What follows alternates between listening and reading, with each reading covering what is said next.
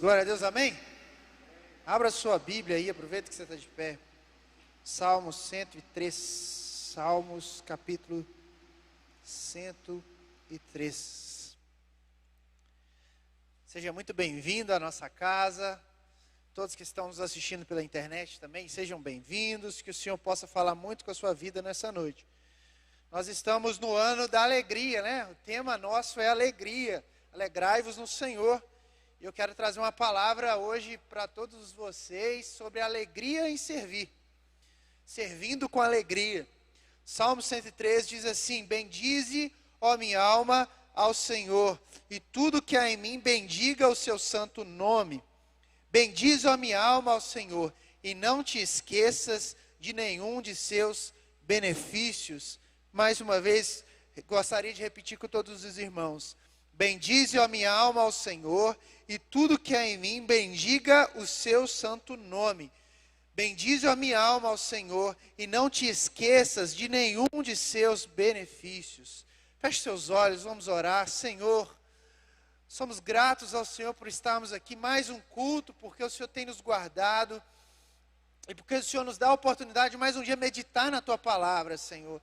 Nós ouvimos louvores maravilhosos, queremos te pedir que nessa noite o Senhor continue falando aos nossos corações, que a Tua graça esteja sobre nós, que o Teu amor, Senhor, possa transbordar sobre nós aqui nessa noite, e que nós possamos sair aqui ainda mais firmes e certos da Tua graça e do Teu poder sobre nós, em nome de Jesus, amém. Pode se assentar, fique à vontade. Nós vamos falar então desse tema, servindo com alegria. Isso veio à minha mente essa semana e eu pensando um pouco sobre a vida, eu penso muito sobre a vida, né? Acho que estou ficando velho, vou ser pai pela terceira vez.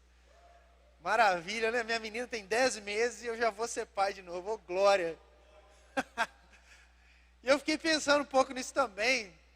Ser pai é um exercício de entrega, né? Ser pai não é pai para a gente mesmo. E eu estou aprendendo diariamente que é um desafio constante. Todos os dias você olha para os seus filhos.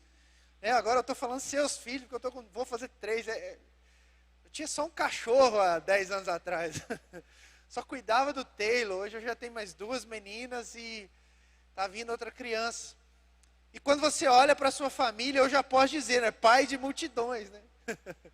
Pai de 3, são 3 pessoas distintas, são 3 crianças distintas, que vão crescer sobre a mesma família, mas com pensamentos distintos. Isso é muito divertido, mas também muito cansativo. Porque seria muito mais fácil se nós tivéssemos uma vida na qual todo mundo fosse igual. Imagina se eu fosse pai de todo mundo. Lá em casa tem 2 por enquanto. Uma gosta de acordar às 6, a outra acorda às 8h30. Olha que loucura. Uma gosta muito de comer, a outra não. Dá trabalho para comer. Uma é Laura, a outra é Isabela. Cada um tem sua personalidade.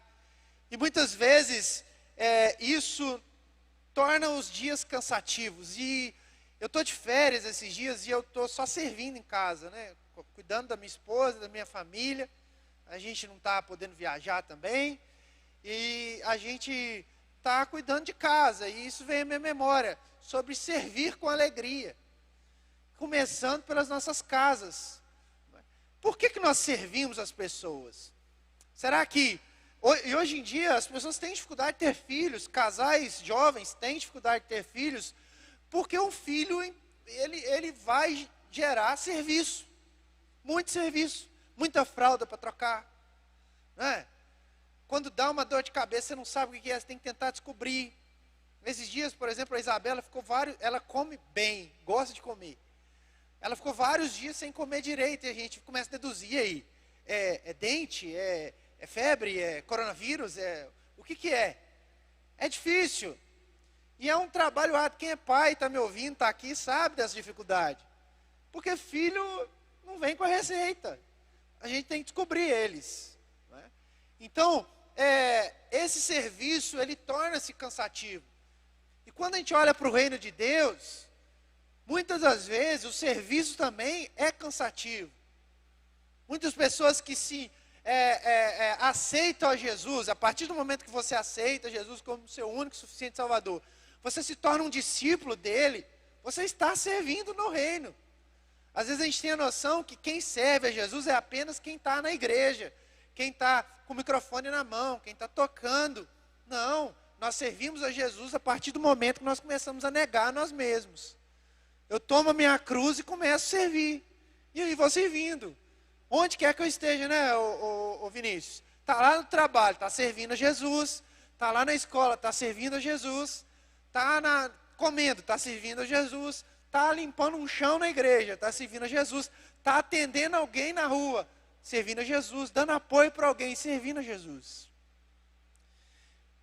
Então, servir a Jesus quer dizer que é viver. E viver sem alegria é muito ruim. Existem pessoas que vivem sem alegria. Tem pessoas que vivem de uma forma que ele nunca está satisfeito. Tem pessoas que vivem num estágio de pura reclamação, de um estágio de pura murmuração. E isso vai afetar em todas as áreas da sua vida. Eu acabei de dizer que é cansativo cuidar de criança, mas é feliz demais.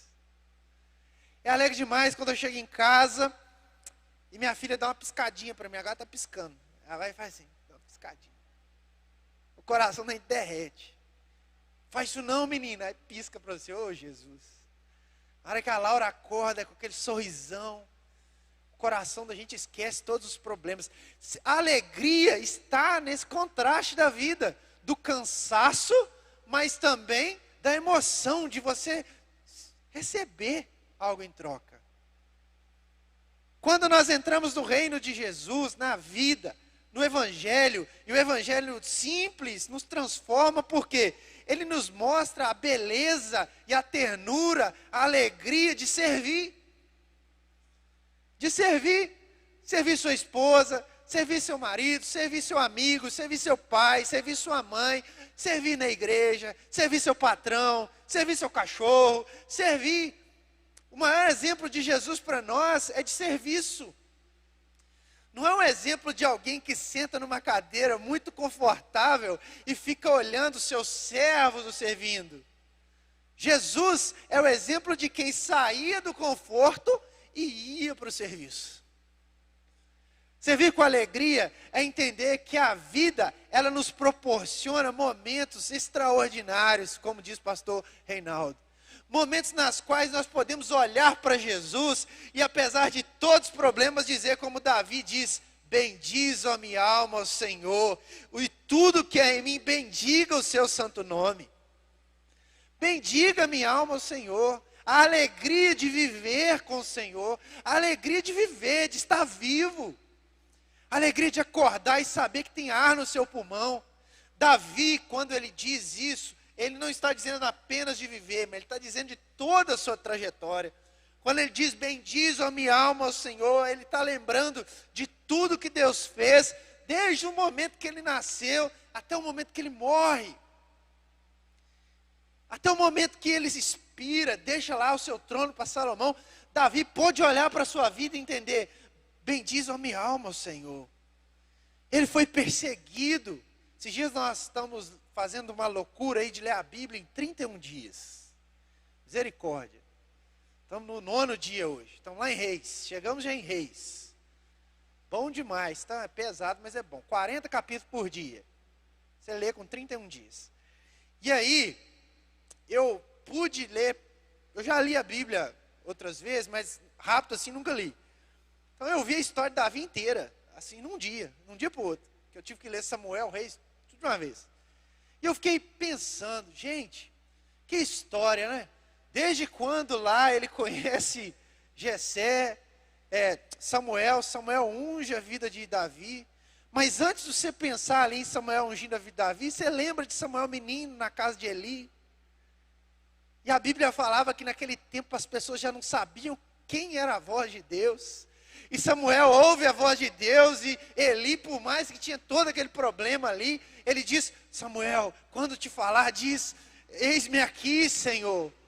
Deus levantando profetas numa geração destruída, numa geração que não queria mais a Jesus. Deus levantou um profeta, um sacerdote.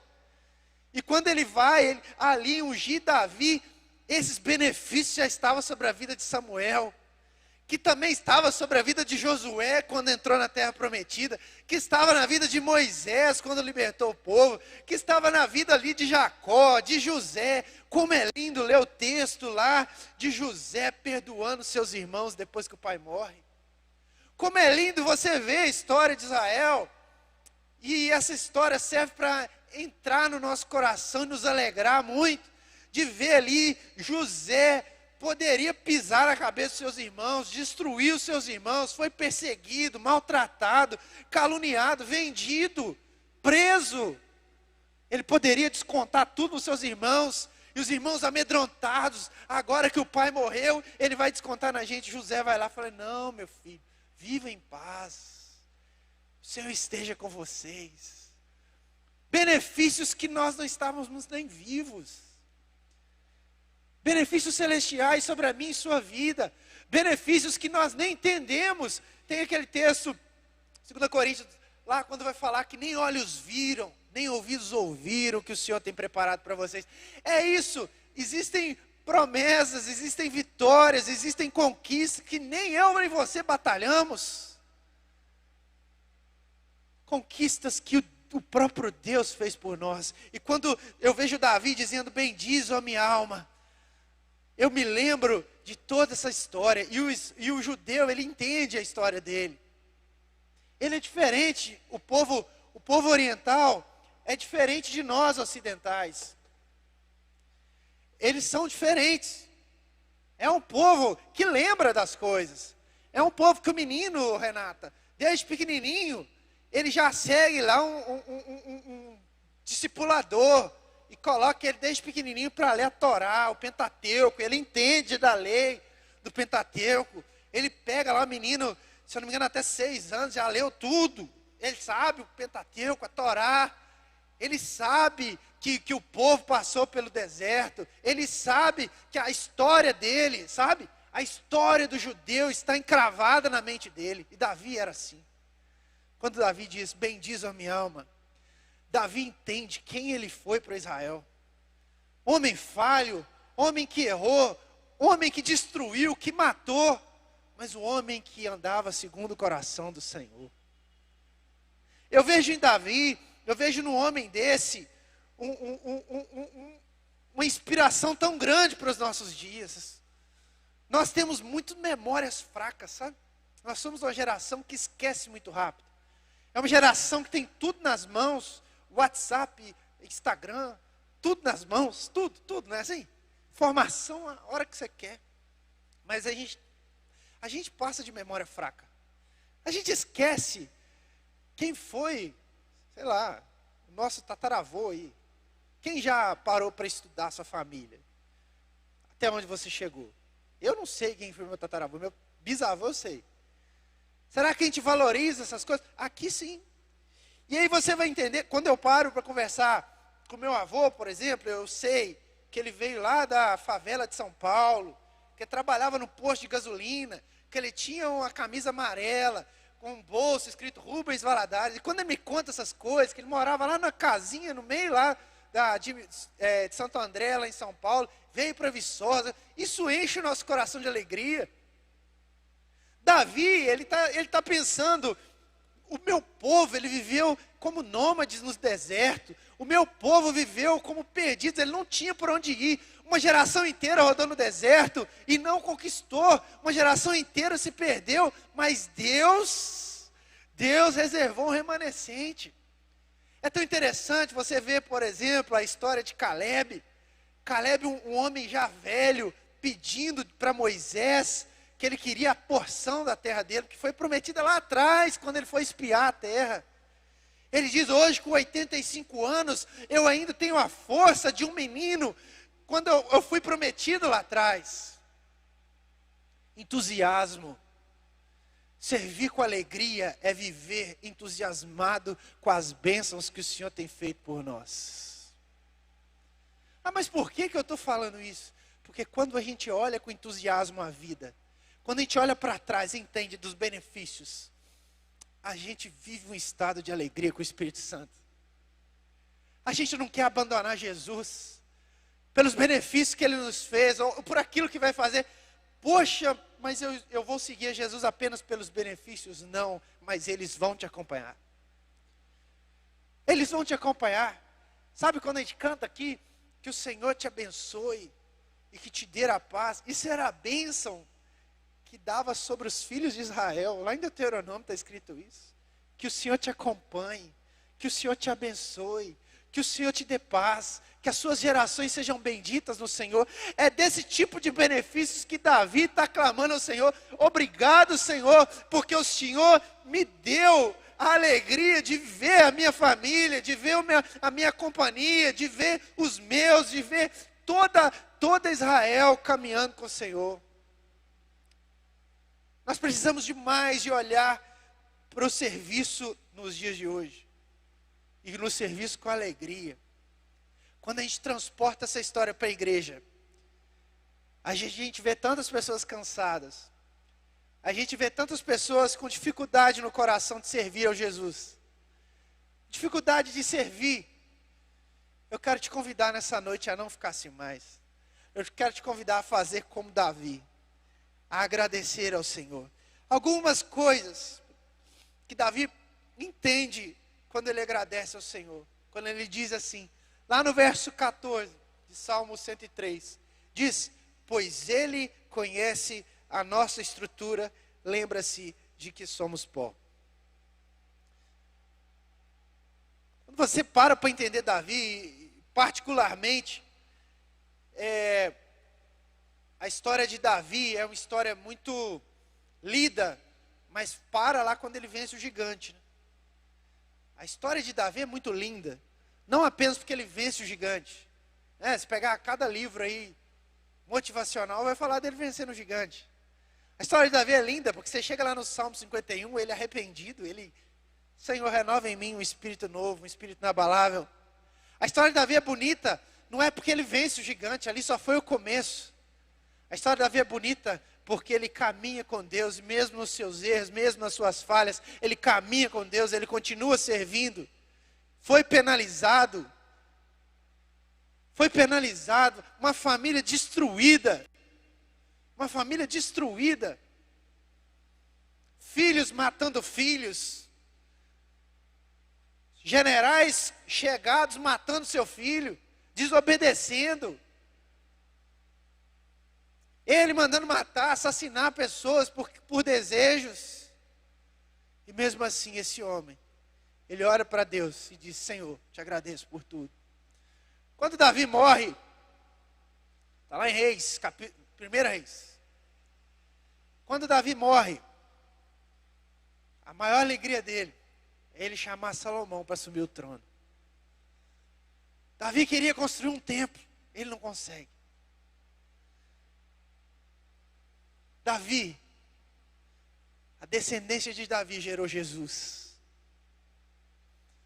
Servir com alegria é entender que tanto para frente quanto para trás está na presença do Senhor. Está na presença do Senhor. Ah, mas a minha família, ela não cresceu na casa do Senhor. De hoje em diante, você vai tomar a decisão e você vai caminhar com Jesus. Você vai caminhar com Jesus e as bênçãos do Senhor te acompanharão. As bênçãos do Senhor vão acompanhar a sua família. As bênçãos do Senhor vai recomeçar e toda a sua história vai ser mudada em nome de Jesus. Quando nós entendemos o Evangelho, nós entendemos que nós não estamos protegidos de nada, mas nós estamos guardados no Senhor. E mesmo na dificuldade, Ele nos protege. Mesmo na dificuldade, mesmo no dia mau, Deus está conosco, caminha conosco, nos leva para onde Ele quer. E nós saímos de lá com alegria. A alegria de viver não é a alegria de estar em estabilidade. A alegria de viver é estar guardado no Senhor. E é isso que ele diz aqui. Pois o Senhor conhece a nossa estrutura. Lembra-te que somos pó.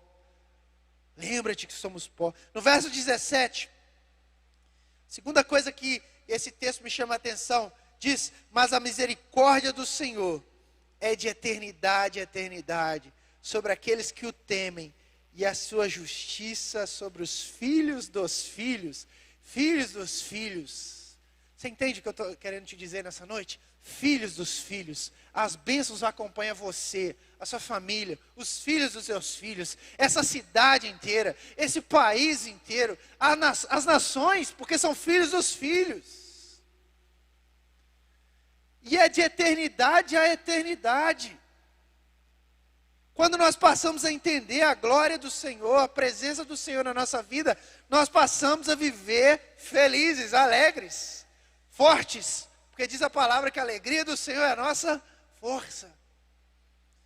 De eternidade a eternidade, os filhos e os filhos dos seus filhos serão abençoados. Eu me lembro muito bem do meu pai falando quando ele foi consagrado a pastor, 1960 e poucos. Imagina o seu filho falando, quando meu pai tomou a decisão de se converter. Imagina seu neto. Eu estou meio assim agora, porque eu fico pensando lá na frente. Imagina seu neto, Vinícius, falando assim, porque o meu pai, meu avô, ele me contou que ele servia a Deus lá na CB Paz. Naquela época de 2020, hoje é 2080, se Jesus não voltar, né? Está lá, Vinição de cabelo branquinho, com Laís do lado, tudo enrugado. Igor casado, mas Abigail com pelo menos uns 10 filhos. Ô glória. Imagina, vocês já se imaginaram? Se Jesus não voltar amanhã, nós vamos estar aí, e aí, como é que vai ser? A decisão que nós tomamos hoje, de servir a Jesus com alegria, de viver uma vida acima das circunstâncias, de viver uma vida de abundante, ela vai tocar o seu neto. Mas Josiel, eu não tenho que pensar assim, porque Jesus está voltando, Ele está voltando, mas a nossa preocupação é com as gerações. A minha decisão errada hoje, ela afeta o meu neto, por aí. Os filhos dos filhos, de eternidade a eternidade. A decisão que o Alveni tomou hoje, ela ecoa na eternidade. Quem lembra daquele filme antigo, o Gladiador? O cara falava isso, né? Chamava a nossa atenção. Eu estou antigo hoje. Mas imagina o Alveni tomando decisão, e lá na frente, a família dele inteira olhando para o Alveni e falando assim, meu avô, meu pai, ele foi exemplo para mim. Eu olho para o meu pai e vejo nele, não segurança porque ele tem dinheiro. Não é isso não, dinheiro acaba, pessoal. Qual o legado que a gente vai deixar? Será que é o legado de alguém que passou pela vida reclamando, murmurando, servindo a Deus meia boca, não vivendo feliz, porque sempre não achava as coisas boas, procurando de galho em galho a solução para a vida? Ou alguém que se posicionou diante de Deus e apesar das suas falhas possa dizer, bendize a minha alma ao Senhor, todos os teus benefícios. Talvez é complicado dizer isso para jovem, por como você quer ser lembrado, mas é uma preocupação que hoje nós precisamos ter. Como eu vou ser lembrado? De alguém que serviu com alegria, de alguém que dedicou a sua vida, alguém que inspirou os seus filhos, a sua família. Servir ao Senhor com alegria, de eternidade em eternidade. Sobre aqueles, verso 18, sobre aqueles que guardam o seu conserto, e sobre os que se lembram dos seus mandamentos para cumprirem. Será que nós vamos ser lembrados porque cumprimos os mandamentos do Senhor? Tá, gente, será que isso é tão difícil?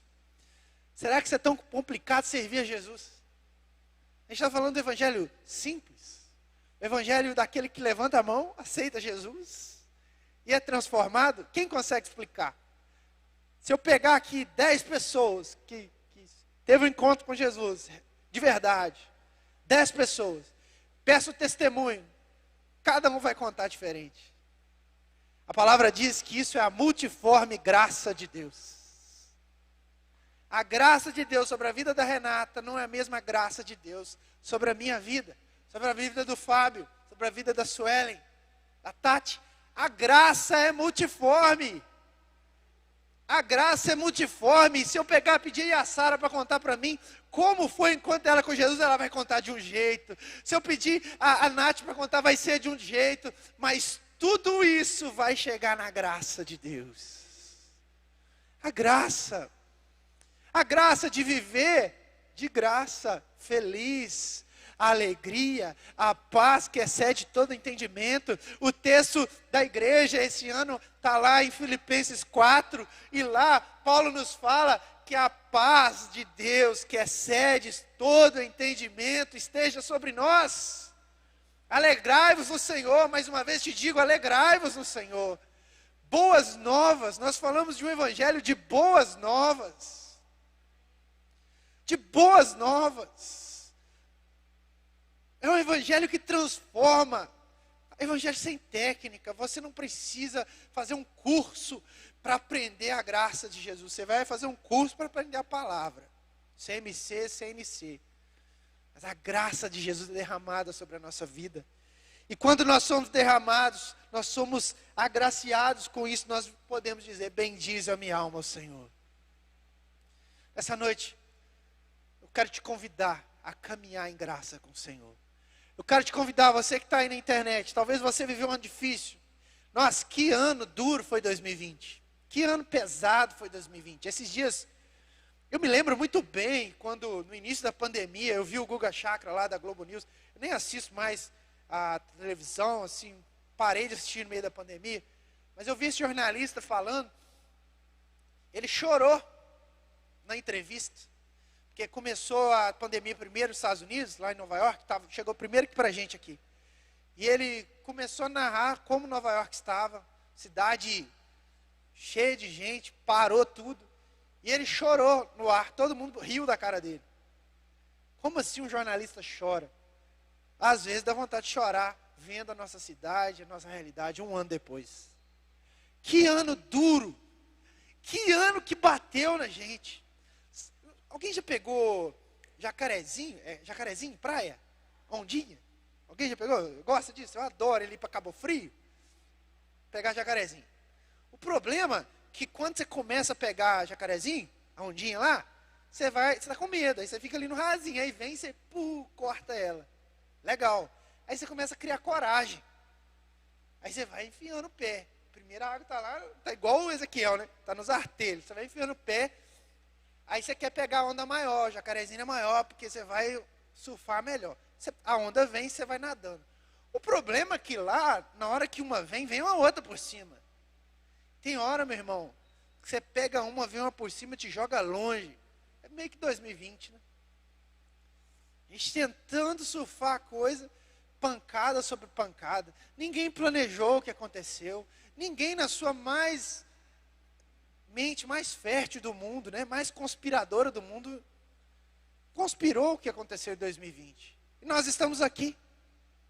Quantas pessoas doentes morreram, tantas pessoas doentes psicologicamente, doentes emocionalmente, destruídas financeiramente, destruídos, casamentos separados, jovens que saem da igreja, não aguentam mais servir a Jesus, jovens que desistem dos sonhos, jovens que deixam casamento, jovens que desistem, adolescentes em casa preocupados, cortando o braço, sabe?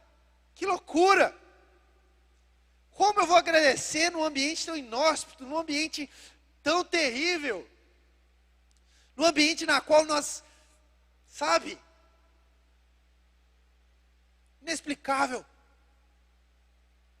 Paulo, assim como Davi, nos convida a bendizer o Senhor em dias de calamidade. Tem um livro muito interessante, chama Antifrágil. E ele fala que a gente tem que, é um desses aí acho que é autoajuda, deve ser, mas o livro é bom. Fala que a gente deve aprender a lidar com as catástrofes. O melhor antídoto para a gente lidar com a catástrofe é servir com alegria. Está difícil? Sirva com alegria. Sirva com alegria, mas qual que é o resultado? Sirva com alegria. Lá no Salmo 100, se você puder abrir a sua Bíblia, voltar. O salmista nos diz celebrar, esse salmo tão conhecido, gente.